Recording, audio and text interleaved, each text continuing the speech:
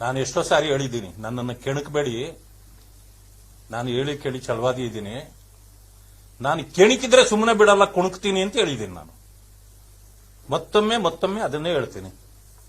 ಎಲ್ಲೆಲ್ಲಿ ಹೋರಾಟ ಮಾಡಿದ್ದೀರಿ ಹೇಳಿ? ನಾನು ವೈಯಕ್ತಿಕ ವಿಚಾರಕ್ಕೆ ಬರಬಾರದು ಅಂತೇಳಿ ಬಹಳ ತಡ್ಕೊಂಡಿದ್ದೇನೆ. ನೀವು ನನ್ನನ್ನ ಮತ್ತೆ ಕೆಣಕಿ ನೀವು ಎಳೀತಾ ಇದ್ದೀರಿ. ನಾನಿವತ್ತು ಅಪಾದನೆ ಮಾಡದೇ ಇದ್ರೆ ನನಗೂ ಕೂಡ ಬೆಲೆ ಇರಲ್ಲ. ಯಾಕಂದ್ರೆ ಜನ ಕೇಳ್ತಾರೆ, ಆಮೇಲೆ ಏನು ಅವ್ರು ಇಷ್ಟೆಲ್ಲ ಮಾತಾಡಿದ್ರು ನೀವು ಸುಮ್ಮನೆ ಇರ್ತೀರಿ ಅಂತ ನನ್ನ ಜನ ಕೇಳ್ತಾರೆ. ಜನಾಂಗದ ಪರವಾಗಿ ನೀವು ಯಾವ ಹೋರಾಟವನ್ನ ಮಾಡಿದ್ದೀರಿ ಒಂದು ಸಾರಿ ಹೇಳಿ ನೋಡ್ಬಿಡೋಣ. ಪದೇ ದಲಿತರ ಹೆಸರು ಹೇಳ್ತೀರಿ. 3 ಸಾರಿ ಗೆದ್ದು ಬಿಟ್ಟಿದ್ದಾರಂತೆ ಅವರು, 3 ಸಾರಿನೂ ಮಂತ್ರಿ ಆಗ್ಬಿಟ್ಟಿದ್ದಾರಂತೆ. 3 ಸಾರಿ ಗೆದ್ದಿರೋರು ಕಾಂಗ್ರೆಸ್ ಅಲ್ಲಿ ಬೇರೆ ಯಾರು ಉಳಿದೇ ಇಲ್ವಾ? ನರೇಂದ್ರ ಸ್ವಾಮಿ ಯಾಕೆ 3 ಸಾರಿ ಗೆದ್ರು ಮಂತ್ರಿ ಆಗಿಲ್ಲ? ಎಸ್.ಎನ್. ನಾರಾಯಣ ಸ್ವಾಮಿ 3 ಸಾರಿ ಗೆದ್ದವ್ರೆ. ನಮ್ಮ ಸಮಾಜದ್ದೇ ಹೇಳ್ತೀನಿ ನಾನು, ಯಾಕೆ ಅವ್ರು ಮಂತ್ರಿ ಆಗಿಲ್ಲ? ಪ್ರಸಾದ್ ಅಬ್ಬಯ್ಯ 3 ಸಾರಿ ಗೆದ್ದವ್ರೆ, ಅವ್ರು ಯಾಕೆ ಮಂತ್ರಿ ಆಗಿಲ್ಲ? ಧರ್ಮ್ ಸಿಂಗ್ ಅವರು ಸ್ವರ್ಗಸ್ಥರಾಗಿದ್ದಾರೆ, ಅವರು ನಮ್ಮ ಜೊತೆಯಲ್ಲಿಲ್ಲ. ಮಾನ್ಯ ಖರ್ಗೆಜಿಯವರು, ಅವರು ಬಹಳ ದೊಡ್ಡ ಗೆಳೆಯರು. ಅಜಯ್ ಸಿಂಗ್ ಅವರು 3 ಸಾರಿ ಗೆದ್ದವ್ರು, ಯಾಕೆ ಅವ್ರು ಮಂತ್ರಿ ಆಗಿಲ್ಲ? ನೀವು ಮಾತ್ರ ಯಾಕಾಗಿದ್ದೀರಿ? ಇವರೆಲ್ಲರ ಸಮಾಧಿ ಕಟ್ಟಿ ನೀವು ಆಗಿರೋದಲ್ವಾ? ದಲಿತರ ಹೆಸರು ಹೇಳ್ಕೊಂಡು ದಲಿತರ ಸಾಮ್ರಾಜ್ಯ, ದಲಿತರ ಸಮಾಧಿಯ ಮೇಲೆ ಇವತ್ತು ಪ್ರಿಯಾಂಕಾ ಖರ್ಗೆಯವರ ಸಾಮ್ರಾಜ್ಯ ಸ್ಥಾಪನೆ ಆಗಿದೆ. ನಿಮ್ಮದು ಸಮಾಜಕ್ಕೆ 3 ಕಾಸಿನ ಕೊಡುಗೆ ಇಲ್ಲ. ಎಲ್ಲಿ ಬೇಕಾದರೂ ಹೇಳ್ತೇನೆ ನಾನು ಬಂದು. ದಲಿತ ಸಮುದಾಯವನ್ನ ನೀವು ನಿಮ್ಮ ಸ್ವಾರ್ಥಕ್ಕೆ ಬಳಸ್ಕೊಂಡಿದ್ದೀರಿ. ಕೆಲವು ಕಡೆ ಒಂದು ಇದಿರ್ತದೆ, ಹಳ್ಳಿಯಲ್ಲಿ ವಾರಕ್ಕೊಂದ್ಸಾರಿ ಕಾರ್ಪೊರೇಷನ್ ನೀರು ಬರೋದು, ಕಾರ್ಪೊರೇಷನ್ ನೀರು ವಾರಕ್ಕೊಂದ್ಸಾರಿನ ಬರೋದು. ಬಟ್ ತಗ್ಗು ಪ್ರದೇಶದಲ್ಲಿ, ಹಳ್ಳದ ಪ್ರದೇಶದಲ್ಲಿ ಮನೆ ಮಾಡ್ಕೊಂಡ್ಬಿಟ್ಟಿದ್ರೆ ಆ ಬಂದ ಪೈಪಲ್ಲಿ ಇರೋದಲ್ಲ, ಅದು ಕೂಡ ವಾರಗಟ್ಲೆ ಬರ್ತಾನೆ ಇರ್ತದೆ ಆ ಮನೆಗೆ ನೀರು, ಬೇರೆಯವ್ರಿಗೆಲ್ಲ ನೀರು ಬರಲ್ಲ. ಹಂಗೆ ಪ್ರಿಯಾಂಕಾ ಅವರು ತಗ್ಗು ಪ್ರದೇಶದಲ್ಲಿ ಮನೆ ಮಾಡ್ಕೊಂಡಿದ್ದಾರೆ.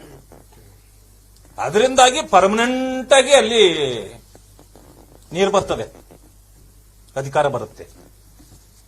ಆದ್ರಿಂದ ದಲಿತರು ನಿಮ್ಮ ಹೆಸರಿನಲ್ಲಿ ಯಾರೂ ಬದುಕ, ನನಗೆ ಹೇಳಿ, ಇವತ್ತು ಕೂಡ ನಾನು ಹೇಳ್ತೇನೆ, ಕಲ್ಯಾಣ ಕರ್ನಾಟಕದಲ್ಲಿ ಇನ್ನೊಬ್ಬರ ಹೆಸರು ಹೇಳಿ, ಇನ್ನೊಬ್ಬ ಲೀಡರ್ ಬೆಳೆಸಿದ್ದೀನಿ ನಾನಂತ ಒಬ್ಬರ ಹೆಸರು ಹೇಳ್ತೀವಿ ನೋಡೋಣ. ನಾವೆಲ್ಲ ಯಾಕೆ ಬಿಟ್ವಿ? ನಿಮ್ಮ ಜೊತೆಯಲ್ಲೇ ಇದ್ದವರು, ನಾವು ಕಾಂಗ್ರೆಸ್ ಅಲ್ಲೇ ಇದ್ವಿ. ನಾನೊಂದು ಪುಸ್ತಕ ಬರೀಬಹುದು ನಿಮ್ಮಿಂದ ಆಗಿರತಕ್ಕಂಥ ಅನ್ಯಾಯಕ್ಕೆ ನಾನು. ಬಟ್ ನಾನು ಸ್ವಂತ ವಿಷಯಕ್ಕೆ ಹೋಗಬಾರ್ದು ಅನ್ನೋ ಕಾರಣಕ್ಕೆ ಸುಮ್ಮನಿದ್ದೇನೆ. ಬೇಕಾದಷ್ಟು ವಿಷಯಗಳು ನನಗೆ ಗೊತ್ತಿದೆ, ಸುಮ್ಮನಿದ್ದೇನೆ. ಮತ್ತೆ ಹೇಳ್ತೇನೆ, ನನ್ನ ಹೆಸರು ಹಾಗಾಗಿ ತಗೊಂಡು ನನ್ನ ವಿಷಯಕ್ಕೆ ಬರಬೇಡಿ. ಆರ್ ರುದ್ರಯ್ಯ ನಿಮಗೆ ತೊಳೆಯೋದು ಎಲ್ಲಾ ತೊಳೆದ್ರಲ್ಲ, ಅವರು ಎಲ್ಲಾ ತೊಳಸ್ಕೊಂಡ್ರಿ, ನನ್ನ ಕೈಯಲ್ಲಿ ತೊಳಸ್ಕೊಂಡ್ರಿ, ಎಲ್ಲ ಮಾಡಿದ್ರಿ. ಬಟ್ ನಿಮ್ ಜೊತೆಯಲ್ಲಿ ನಾವೆಲ್ಲ ಯಾಕಿಲ್ಲ? ರುದ್ರಯ್ಯ ಒಂದೇ ಸರಿಗೆ ಓಡ್ ಬಂದ್ಬಿಟ್ರಲ್ಲ ಆಚೆಗೆ.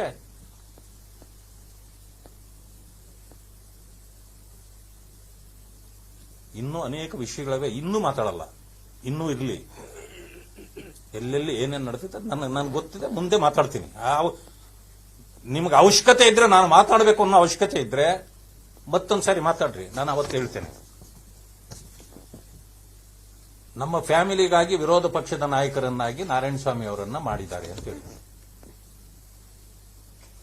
ಭಾರತೀಯ ಜನತಾ ಪಕ್ಷ. ನಿಮಗೆ ನಮ್ಮ ಜನರನ್ನ ತುಳಿಯೋದೇ ಕೆಲಸ. ಆ ಕಾರಣದಿಂದ ನಮ್ಮನ್ನೆಲ್ಲ ತುಳಿದ್ರಿ. ನಿಮ್ಮಿಂದ ತಪ್ಪಿಸ್ಕೊಂಡು ಇಲ್ಲಿ ಬಂದ ಮೇಲೆ ನಮ್ಮ ಯೋಗ್ಯತೆ ಏನು ಅನ್ನೋದನ್ನು ಗುರುತಿಸಿ ಭಾರತೀಯ ಜನತಾ ಪಕ್ಷ ನನ್ನನ್ನ ವಿರೋಧ ಪಕ್ಷದ ನಾಯಕನನ್ನಾಗಿ ಮಾಡಿರುವುದು. ಮಾಡಿದ ಮೇಲೆ ನಾನು ಜಾತಿಗೆ ಅಂಟಿಕೊಂಡಿಲ್ಲ, ಯಾವುದೇ ಧರ್ಮಕ್ಕೆ ಅಂಟಿಕೊಂಡಿಲ್ಲ. ಇಡೀ ರಾಜ್ಯದ ಜನರಿಗೆ ನ್ಯಾಯ ಕೊಡಿಸ್ತಕ್ಕಂಥ ಕೆಲಸವನ್ನು ನಾನು ಮಾಡ್ತಾ ಇದ್ದೇನೆ. ನ್ಯಾಯ ಕೊಡಬೇಕಾಗಿರೋರು ಯಾರು? ಸರ್ಕಾರ. ಆದ್ರೆ ನೀವು ಸರ್ಕಾರದಲ್ಲಿದ್ದು ಅನ್ಯಾಯ ಮಾಡ್ತಾ ಇದ್ದೀರಿ, ನಾನು ನ್ಯಾಯ ಕೊಡಿಸಕ್ಕೆ ಹೋರಾಟ ಮಾಡ್ತಾ ಇದ್ದೀನಿ. ಸಾಮಾಜಿಕ ನ್ಯಾಯ ಎತ್ತಿ ಹಿಡಿಯತಕ್ಕಂಥ ಕೆಲಸವನ್ನ ಭಾರತೀಯ ಜನತಾ ಪಕ್ಷ ಮಾಡಿದೆ.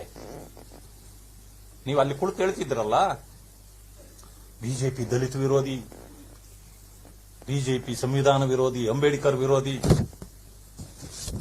ಅಲ್ಲೇನೋ ಗರ್ಭಗುಡಿ ಇದೆ, ದಲಿತರಿಗೆ ಅಲ್ಲಿ ಪ್ರವೇಶ ಇಲ್ಲ ಅಂತ. ಮಾನ್ಯ ಪ್ರಿಯಾಂಕ ಖರ್ಗೆ ಅವರೇ, ನಿಮ್ಮ ಎಲ್ಲರಿಗೂ ಹೇಳ್ರಿ, ನಾನು ಕುಳಿತಿರೋದೇ ಗರ್ಭಗುಡಿಯಲ್ಲಿ.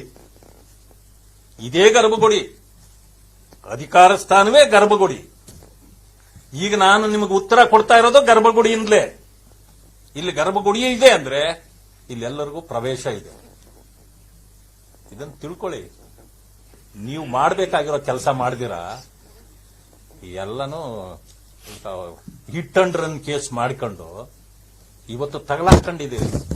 ನಿಮ್ಮನ್ನು ಯಾರೂ ರಕ್ಷಣೆ ಮಾಡಕ್ಕಾಗೋದಿಲ್ರಿ. ನಾನು ಹೇಳ್ತೇನೆ, ಇವತ್ತು ಯಾವ್ಯಾವ ರೆಕಾರ್ಡ್ ಹಾಕಿದ್ದೀರಿ, ಯಾವ್ದು ಹಳೇದು ತಗೊಂಬಂದು ಇವಾಗ ರೆಕಾರ್ಡ್ ಹಾಕಿದ್ರಲ್ಲ ನೀವು, ಇವೆಲ್ಲಕ್ಕೂ ಉತ್ತರ ಕೊಡಬೇಕಾಗಿರೋದು ನಾನಾ ನೀವಾ? ಅಧಿಕಾರದಲ್ಲಿ ನಾನಿದ್ದು ಬಿಟ್ಟು ತೊಲಗ್ರಿ ಅಧಿಕಾರ, ನಾವು ಮಾಡ್ತೀವಿ, ಅವಾಗ ಉತ್ತರ ಕೊಡ್ತೀವಿ ನಾವು. ಬಿಡ್ರಿ.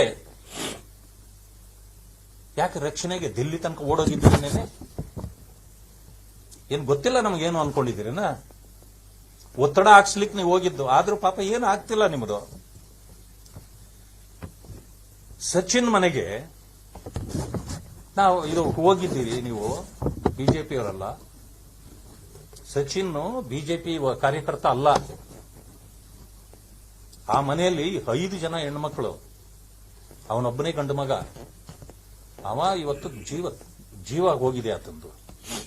ಆದ್ರೆ ಒಂದನ್ನು ತಿಳ್ಕೊಳ್ಳಿ, ಅವರಿಗೆ ಅನ್ಯಾಯ ಆಗಿದೆ. ನಿಮ್ಮ ಗುಂಪು, ಗ್ಯಾಂಗು ಅವರ ಮನೆಗೆ ಹೋಗಿ ಅವರಿಗೆ ಪ್ರಾಣ ಬೆದರಿಕೆ ಹಾಕಿದ್ದಾರೆ, ಹೆಣ್ಣು ಮಕ್ಕಳಿಗೆ. ಆ ಕಾರಣದಿಂದನೇ ನಾನು ಜೀವ ತಕ್ಕೊಳ್ತಾ ಇದ್ದೀನಿ ಅಂತೇಳಿ ಡೆತ್ ನೋಟ್ ಅಲ್ಲಿದೆ.